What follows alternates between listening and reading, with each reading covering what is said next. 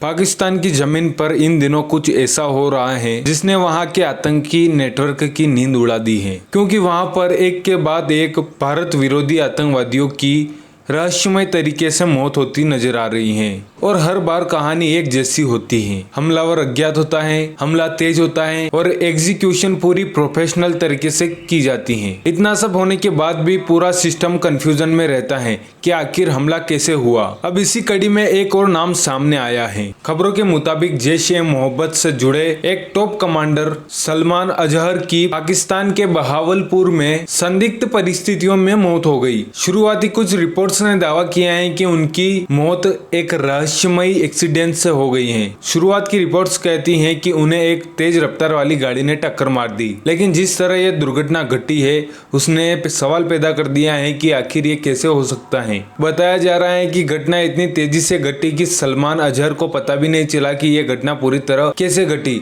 और उसे इस मौका की स्थिति का पता भी नहीं चला।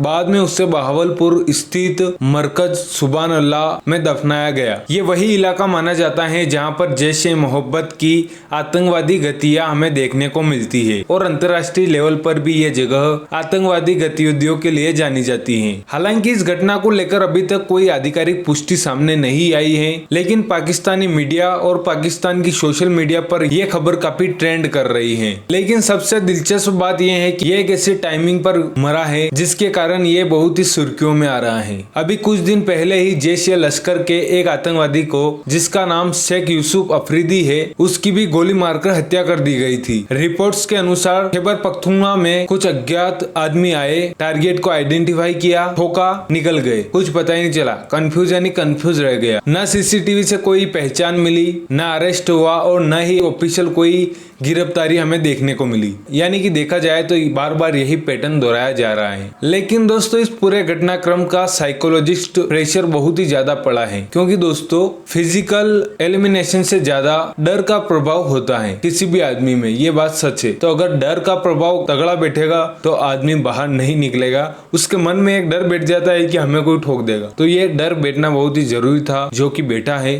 क्योंकि हम देखते हैं कि जब भी किसी नेटवर्क को लगने लगता है कि अपना नॉर्मल रूटीन भी रिस्क में आ चुका है और अपनी प्रोटेक्शन लेयर भी फेल होती नजर आ रही है, तब ऑपरेशनल कॉन्फिडेंस कमजोर हो जाता है। फिलहाल सलमान अजहर की मौत ने पाकिस्तान में एक्टिव सभी टेररिस्ट के मन में यह सवाल पैदा कर दिया है कि आखिर हम सेफ कैसे रहेंगे। लेकिन इन बीच सबसे बड़े सवाल ये उठ रहे हैं कि आखिर ये सिर्फ एक कोइंसिडेंस है या फिर कोई इंटरनेशनल राइवलरी इन्हें ठोक रही है।